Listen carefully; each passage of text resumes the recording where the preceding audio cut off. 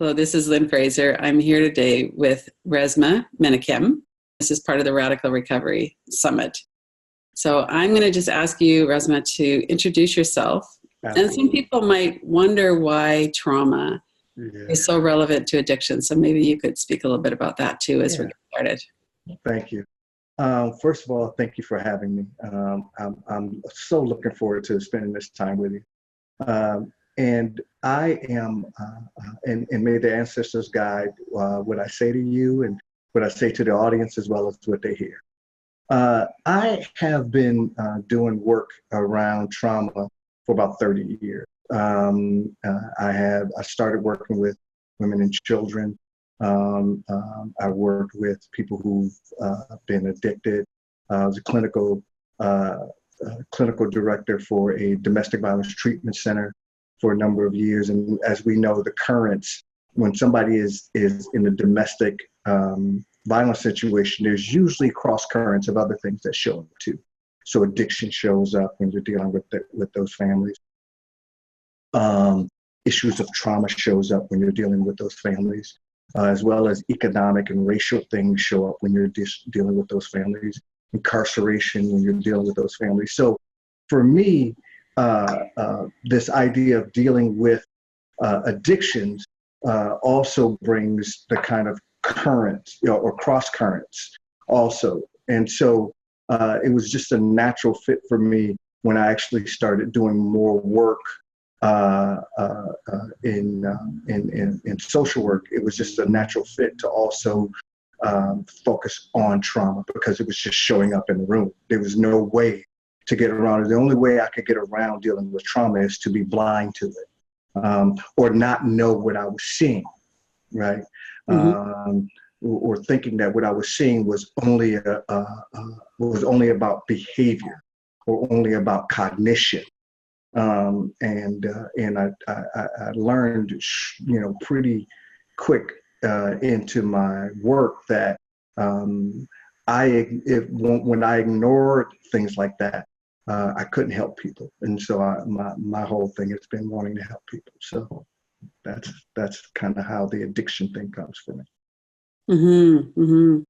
Well, in your book, My Grandmother's Hands, is an amazing piece of knowledge and understanding. It's so practical. Thank you. And, in my work with my own trauma and the work that I do with other people too, it's so clear that it happens in your body. Yes. And so the emphasis all the way through that, and you talk about white bodies and black bodies and police bodies. Could you kind of go into that a little bit more? Absolutely. So in this society, we have a tendency, and this society is built on in America. And I would say that when we talk about traumas, one of the things that we have a tendency to do is start just in the personal, right? We start in the personal realm. What happened to me, right? Or why did, and the reason why I'm acting like this is because this thing happened to me. We start in the personal, and the personal is important. But I also think that it's what I call HIPP theory, HIPP. And that is that when somebody's personal traumas are triggered, usually it's not just the person.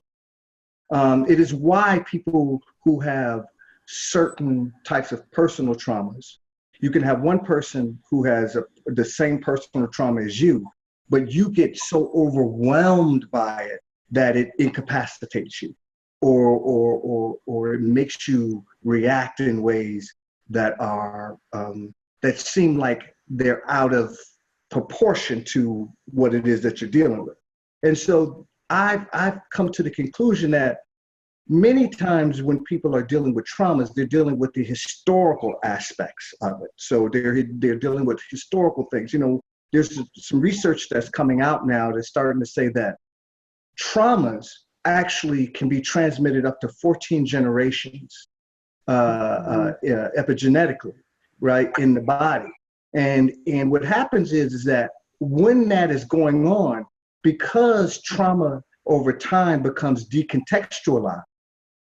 What happens is that we don't have a way of explaining these sensations or these vibes or these thoughts or these racings or these behaviors and we can't. There is no current language to describe why this much overwhelm is there, right? And so we figure out ways around it. And this is where I think it dovetails into addiction, is that when you can't explain the sheer grief, horror, and terror of something, you're going to try and find a way around it. Or you internalize it and think that something is defective in you. And so what I think is that there's these historical aspects that we need to attend to. There are these intergenerational aspects that we need to attend to that get transferred down to us, not just by what people say to us in the story of the verbal story, but also in the nervous system story. How does my mama's react? How does my mother's nervous system react to something? And then how is that showing up in my mother's nervous system decontextualized? And then how do I learn that as personality or culture, right? And then there are these persistent institutional things that continue to reinforce it. And then you also have the personal trauma, right? And so when I'm wading in or working with somebody in trauma, I'm thinking about them through the lens of HIPP, through the historical aspect, through the intergenerational aspects, through the persistent institutional aspects, and then also the personal aspects. So when I am working with somebody, let's say I'm working with somebody that's African American, when I'm sitting with them and they start to begin to describe things in terms of their feelings or visions or sensations or stuff like that, one of the first things I do as a trauma therapist is to help to contextualize what has been decontextualized, right? So when they say something that to them feels weird or feels like if I say this, he's gonna sign me up for something, or when I contextualize it, now all of a sudden it makes sense. And there's a shift that can be subtly in what I call in the subtle field begin to happen in the nervous system. They may not be able to see it or experience themselves, but as a practitioner, because I'm on the outside, I may be able to pick up on it because I've seen it a number of times, right? I've worked with a number of different nervous systems so I can see it. And so when I'm dealing with historical trauma, that which doesn't necessarily have a verbal explanation, but my body's reacting to it in terms of protection, right? I actually am trying to help people contextualize what is going on for them, and not put and help them create some distance by which they don't need to put the defect inside of them, right? They don't need to carry that or hold that piece. And so when I break the book down into Black bodies and white bodies and police bodies, what I'm talking about is that there's a particular experience that people of color have in this society. That the white body is the supreme standard by which all bodies, humanities has been measured against, right? And if you don't understand that, and if you don't understand colonization, if you don't understand land theft, if you don't understand genocide, right? If you don't understand those very fundamental pieces around how this whole thing was established, then everything else will be decontextualized in confusion. And so when I'm working with somebody and I start from a place of genocide, or I start from a place of enslavement, or I start from a place of land theft, or I start from a place, those places, that's not to create more horror in them. It is to contextualize not just what their bodies may have gone through, but what their ancestors' bodies may have gone through and what got passed down. And so when I talk to people of color, I say there have been these things that have been established with regard to hierarchy, racial hierarchy. And that racial hierarchy idea was infused in the very institutions that established America and many other European countries, right? Because when we talk about just in terms of enslavement, what we know is that it wasn't just America that was involved in the enslavement process. What we know is that the Portuguese, Spanish, French, English, but we know that in terms of, now, were there African countries that were involved with that? Absolutely. But what we must remember is, when you look at it, if you look at who the wealth was, who gleaned the wealth from that endeavor, right? It was not African country, right? And so this idea that trauma can be then passed down, especially if there is no remediation, right? That trauma can be passed down is not just true for the Black body. It's also true for the white body, because what people forget is that when we talk about America, the 13 colonies were filled with white people who had been colonized, right? We forget that the first movements of the powerful white bodies were to colonize less powerful white bodies. Right. Right?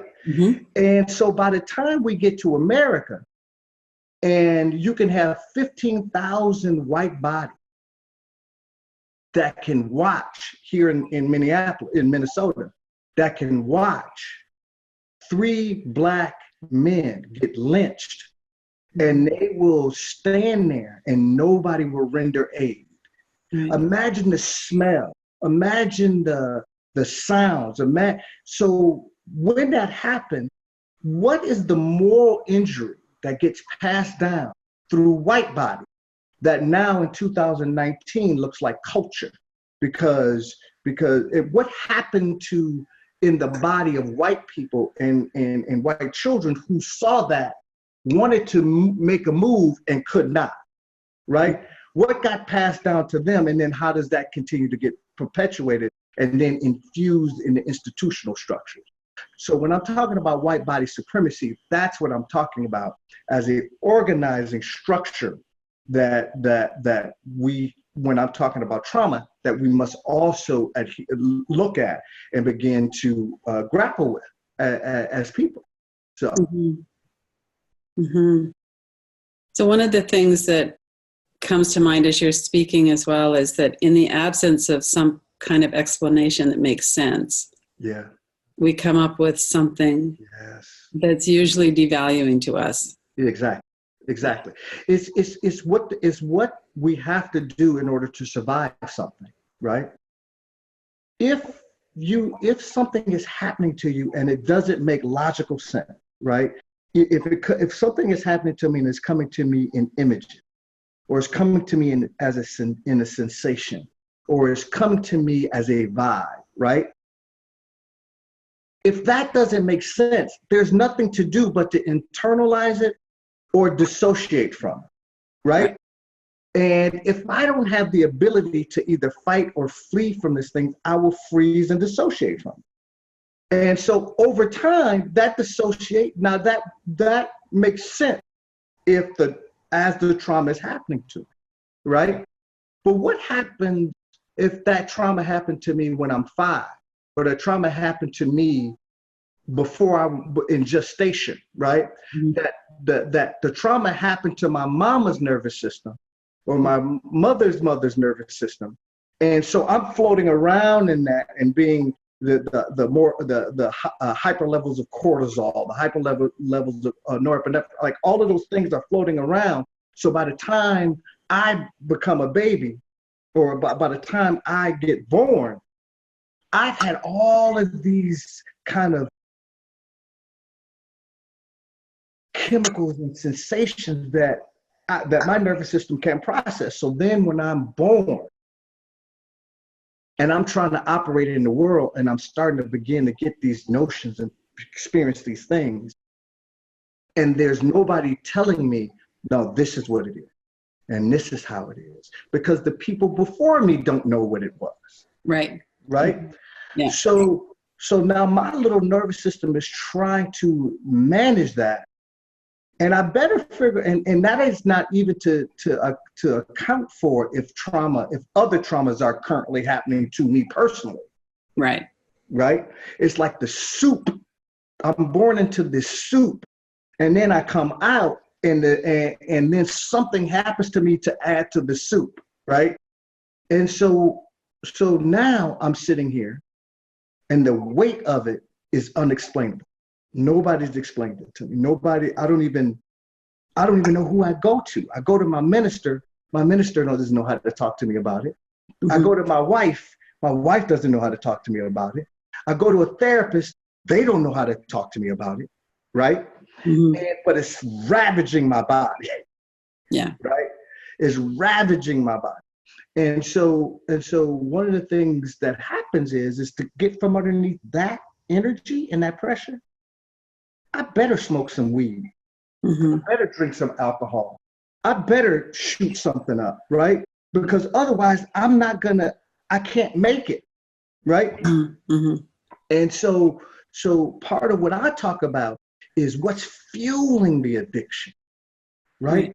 And if we can't get and help people explain not just the personal pieces, but also the historical pieces and what might have gotten passed down, not because my parents weren't smart, but because they didn't know what this was, because it's been decontextualized for such a long time. And so part of what I really try and do, especially with regard to addiction, is to help people understand you're not defective. Right. You're not defective. Something happened to you. Something has happened to your people. And there has to be something to confront that. And you've been trying to carry it all by yourself. And what I want to say to you is this. You're not defective. You don't have to carry it all by yourself. And some of what you're trying to carry by yourself is not supposed to be carried by you because it just didn't happen to you. It happened to your people. So you trying to carry the load of some personally to something that happened to your people. Right. So that really kind of is a good segue too into the clean pain and dirty pain. Yeah. So can we actually be present? And if we can't, that's right. It's addiction, it's violence against others, it's all of those things. Exactly right. And it's very hard to be present when your body's being ravaged, right? The idea of clean pain and dirty pain came from one of my mentors, Dr. David Snarr. She wrote a book called Passionate Marriage and the Sexual Crucible and different. He's a brilliant, brilliant man. He came up with this idea of clean and dirty. And we viscerally understand what that means. Like, when you're doing something dirty, you should be confronting yourself about something, but you figure out all different types of ways to go. And we viscerally know what that is, right? We also know what cleaning. We know, so when I talk about clean pain and dirty pain, what I want to make sure that people understand is that I'm not talking about pain and no pain. I'm talking about clean pain and dirty pain. There is pain associated with going through something cleanly, right? That when you try and go through something cleanly, there's still pain associated with it. But it's the pain that actually has capacity, whereas dirty pain does not have the capacity that clean pain has, right? Clean pain has the capacity to actually build, whereas dirty pain has the capacity to move you around it, right? It feels better because you have the experience that you're getting away from the pain, but you're only getting away from the dirty pain, right? Not the clean pain, because the clean pain is that gnawing, that gnawing knowing that I could be doing this differently, right? I could be doing this differently. And even if I don't know what to do, I know that I could be doing it. I could be doing something else. It's that clean pain comes when you're trying to go around something, and all of a sudden you have gone around it, you've gone around it, you've gone around it, you've used, and all of a sudden you get to this place where you go, I don't know what I'm going to do next, but I know I'm not doing that anymore. that's where the brightening occurs. That's where people have more agency and more space, but usually it's because they have gone through what I call the beautiful chaos, right? It's this chaos of just constantly being confronted with the fact that you can't get around this anymore.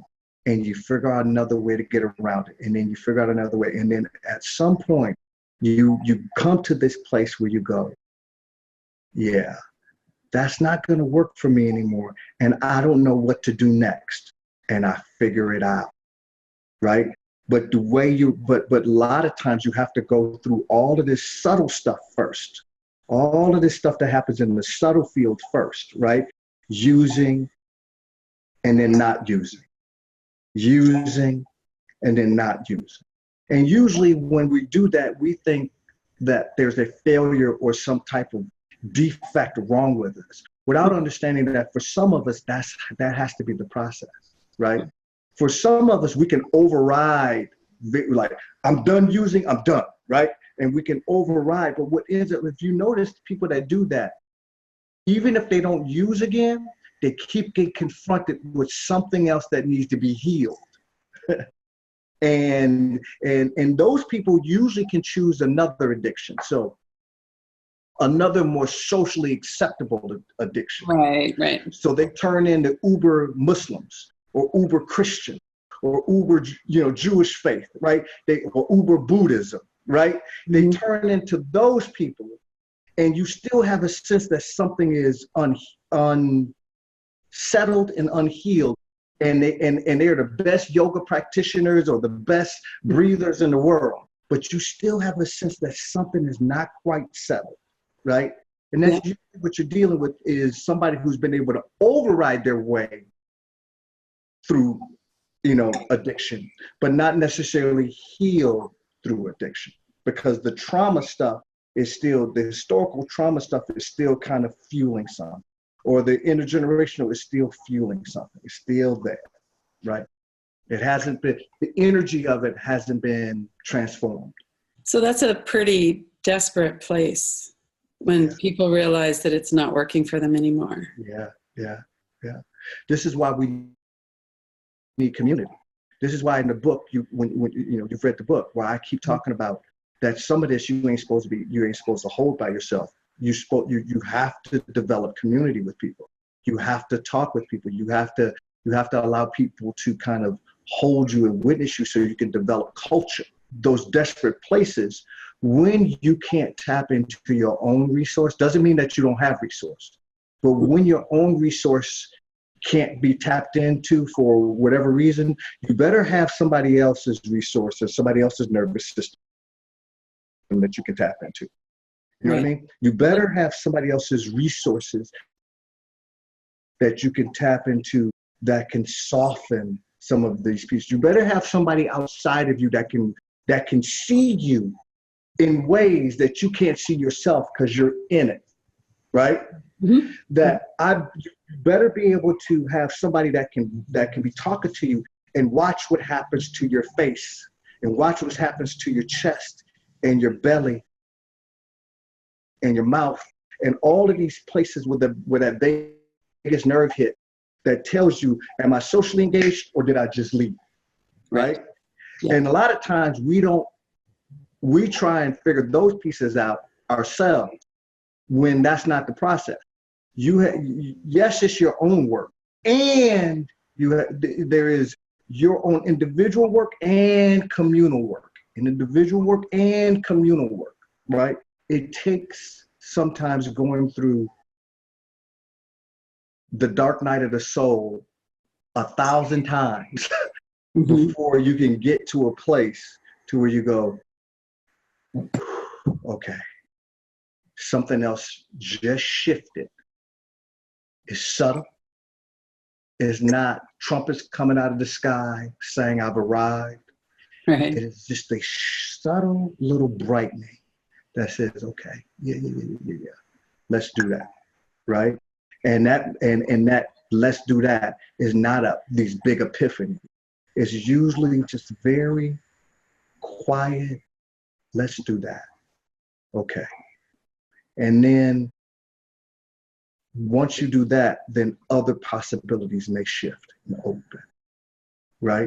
That can't happen when you keep asking, well, what do I do next? What do I do next? What do I do next? Those shifts don't necessarily, those subtle shifts don't happen when you're looking for an answer, because a lot of times when you're looking for an answer in order to get you out of the addiction, is to leapfrog the cleaning pain. Mm-hmm. Right. It's to leapfrog it. And sometimes when I'm working with people, I'm just saying, you got to hold that for a beat. I know this sounds excruciating. I know you want to rip your hair out, but I'm here with you. And I'm going to help you hold this just for a beat. Just hold it just for a beat. And then let's see what comes after we hold it. Right? Let's just see what comes. And what you notice is that people begin to deepen their capacity. Not in large jumps, just from here to here. Just almost imperceptible, just little pieces. And then you do that again. And then you do that again. And then you do that again. And then what starts to happen is that more resource energy starts to come in. Trauma, for me, trauma is as I define in the book, is anything that happens to you too much, too fast, too soon, or happens too long, without any, with also coupled with not enough of something resource, right? Yeah. And so part of what happens when we're doing trauma work with people with regard to addiction or anything else is the resource in those sessions are, yes, the kind of large global resource in energy, but it's also, do they pick up resource in my nervous system as I'm working with? Can they align just a little bit with that piece, right? And trauma really is about energy. At its core, it is about energy. It's what Einstein said. Energy can either be created nor destroyed, right? But it can be manipulated, it can be thwarted, it can be constricted, right? But so when I'm looking at trauma, when I'm working with trauma in people's bodies, what I'm really doing is looking for and looking for opportunities to expand the resource energy that's present. People being able to connect in with your energy during a session. That's right. Helping to co-regulate their system. Yeah. So energy is very, very important. We are perceptive beings, right? And it's not just, we look for, many times as practitioners, we look for substantial movement, right? Or substantial things to happen, right? And we're not as good as looking for the subtle and looking for what happens in the subtle, what I call it a subtle field and substantial field, right? Mm-hmm. And those subtle fields are those things that happen. So there's subtle field and there's subtle practices. So subtle practices that are not necessarily like big things, like bigger things are like what I call something like yoga, and those are very important. Mindfulness and breathing stuff is very important, but also subtle practices like orienting, right? Just closing your eyes and noticing what sounds are in the front of you, back of you, side of you, right? Notice how you experience temperature on the skin on your face. Like, how do you notice that? What is it, what shifts or what changes from one moment to the next? Like, more very subtle practices. And so part of what people also pick up on is energy, right? If a client of mine, I did 2 years in Afghanistan working with military contractors. As a I'm trained as I am a clinical social worker, and so one of the things that happened is that if people were telling me a horror story, right, a horrible, terrorizing, harrowing story, if my nervous system said, like if they and people don't pick up on, like, if I did this, that would be obvious, like, holy balls, right? If I did that, that would be obvious. But if my nervous system shifted, right, when it happened, clients then go, oh, he can't handle it. And then they start taking care of me. They start limiting the story. This is why it's so important that when you're doing trauma work or body-oriented trauma work, that you have to do your own work, right, because your clients will pick up on the vibratory realm, the sensory realm, the feelings realm. They'll pick up on all of these realms that your logic, that you think that you're putting on, that you're doing something by giving them all of this, good information, and all of their hearing is, you are unsafe. You're right. not safe. You're not safe to me because you can't handle it. So when I'm sitting there listening to these stories, and I'm just listening, and I'm present, and there are times where they crack a joke, and I'm present enough that in the midst of that horror story, right, they crack some type of crass joke, right? I'm present enough to laugh. Mm-hmm. Right. That signals to them, oh, he's still here, right? Now, they wouldn't tell you that. They wouldn't say to you, oh, this is what I picked up on, because it's not perceptible. But those are the things that the nervous system in the body picks up on. And so part of what we have to begin to do is let people know that we are safe, not by what we're saying, but by us doing our work in a way that allows us to be, allows our nervous system to have resource and more resource, so those that come to us can actually tap into it. And in your book, you talked a lot about the vagus nerve and Dr. Stephen Porges' work around the system. Yeah. And one of the things he says is safety is the treatment. Yes, it absolutely is. It is. And not talking about safety. Right. Not saying we're going to create a safety plan. Right. Yes. Right. Not that. Is your nervous system safe? Right. Is it safe? That's bottom line. Is the energy that I'm experiencing from you, is it safe? Right. Right. And, I've been doing a lot of work with, doing the work with the vagal nerve, but I also been doing some work lately with the psoas muscle. I mean, that idea, I think that the vagal nerve and the psoas muscle, and they actually intersect. Mm-hmm. Right. And so the idea of that hip area, that psoas muscle going up through the lower back, the reason why I think that's so important is that is a primary mobilizing muscle. Right. And when we get traumatized, those mobilizing muscles can get stuck in a very subtle way, right?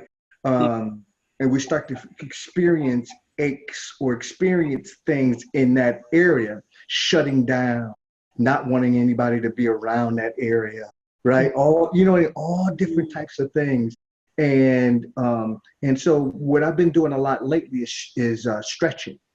Oh, okay. Is taking my clients through stretching first. Specifically, some stretches in that psoas, right? Just some wide stance, sitting down and then coming up. A lot of stretching stuff in that area. And what I found is that it gives clients just a little bit more space. It's not these leaps that everybody's looking for. Just a little, they can deal with a little bit more of something than they could the time before. The fundamentals of this is safety and safety in our nervous system, really experiencing that for ourselves, and connection. Yeah. So somebody has a lot of experience of fear and dissociation and addiction. So they're not going to feel very connected. That's right. That's right. Nor should they. Yes. Because if they're out there being addicted and they're in the streets and they shooting up and they're having to do things and they're in unsafe situations, the last thing I want to do as a trauma therapist is go, you really need to just start trusting people. Right? That's the last thing I want to do. That's disrespectful, right? But what I do want to do is say, for this moment, in this time, with me and you, right now, what do you know? Right. And then usually what comes up for people is maybe a little bit of resource, but as soon as that resource shows up, so does the fear, so does the anger, so does the guilt, so does the shame. All that shows up too. And that's what a lot of therapists, and I think trauma therapists miss sometimes, is that things are coupled and can be coupled and overcoupled together. And so when you bring up this resource that you think is a really good thing that people should have and try and attain, what you forget is that resource is also tied to a protective response that actually helps these people survive. So the moment you pick this up, if you don't understand the other side of that right, and then you wonder why, well, how come they didn't come back? Why aren't they coming back? And why are they using again? And I thought we were going. Well, it's because what you didn't account for the protective responses. Right. You didn't account for the protectiveness, and the very thing that allowed them to survive was not being vulnerable. And you just pushed vulnerability right in their face because you wanted to tap into a resource too fast. Right? There are clients that I have where it may be 3, 4, 5, 6, 7 a year, right? Of them just noticing what their feet feel like inside their shoes. Right. Because anything going further than that overwhelms them like that. Right? How do I begin to help them create space? How do I get them to begin to move some of that energy or move that image? Like a lot of people will come in talking to me about images, not just an image, but the speed of the image or the direction of the image, right? So let's say the images are going like that very fast, right? That's what's disconcerting in the body, right?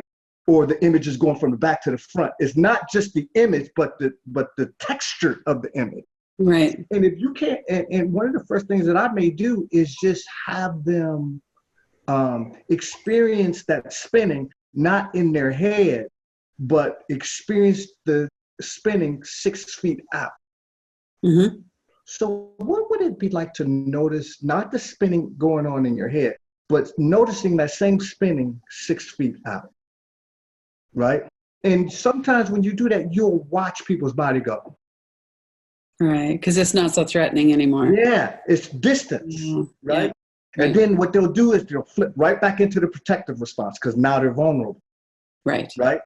But a lot of helpers, a lot of people don't understand that, right? They don't understand that piece. Right. And so what ends up happening is that and we do this too as therapists, we end up putting the defect back into the person. Right. So we start looking for, well, what didn't they tell me? Or they didn't tell me that they were sexually abused when they were 4. Or they didn't, that explains why they went into relapse again. No. What may have made them go back into relapse again is the fact that you weren't accounting for the energy and you moved them too fast, and then the trauma vortex took over. Right.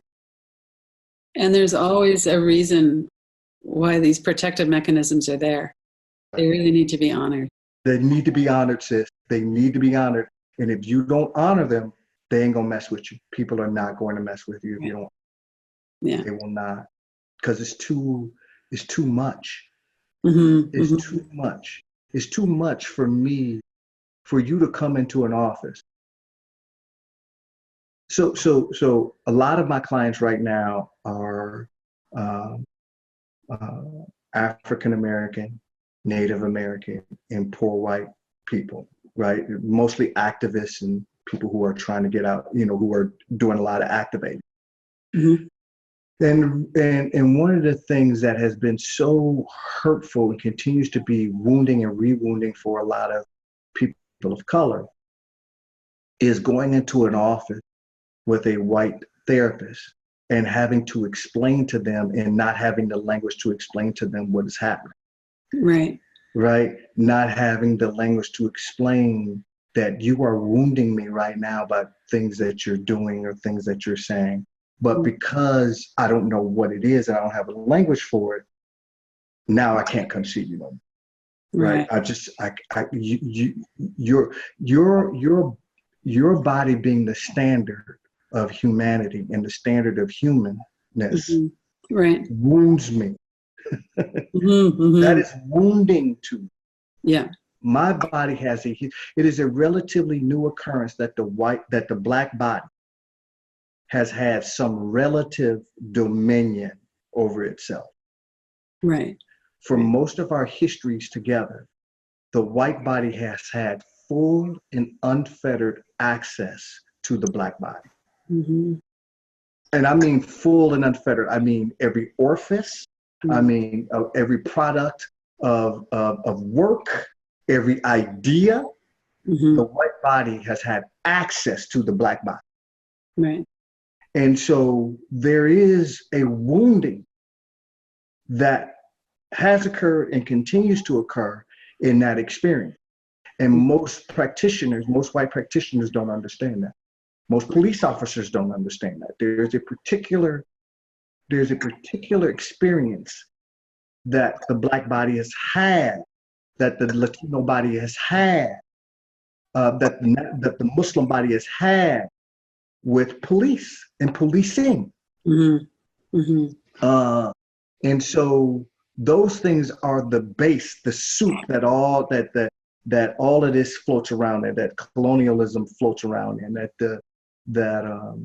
that land theft and genocide and enslavement, that all those things are floating around. And as white practitioners, if you can't tolerate getting in there and understanding that and how that shows up and how supremacy gets passed down, this is not about being a good white person or a bad white person. This is about, if you want to help heal people that are sitting in front of you, and especially people of color, you have to understand that.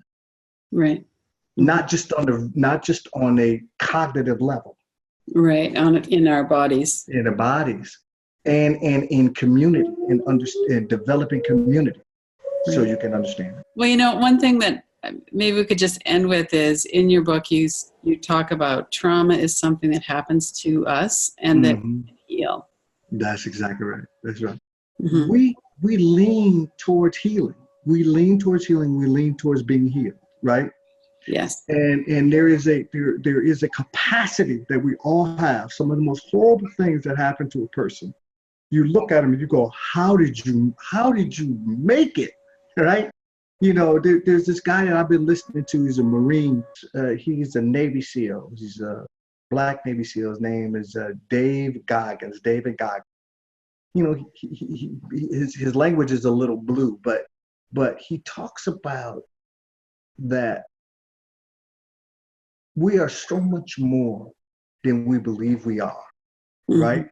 Mm-hmm. And when we've been beat down and brutalized, easy to believe the defect, mm-hmm. right? And those that have gone through that beautiful kind of chaos, that have gone through it and get on the other side, we can get on the other side and we can go, oh, right? That I've been able to experience something that I wouldn't have been able to experience had that not have occurred, right? I hope I don't go through it again, right? Healing is always present. Resource is always present. Resource existed before trauma did, Mm-hmm. right?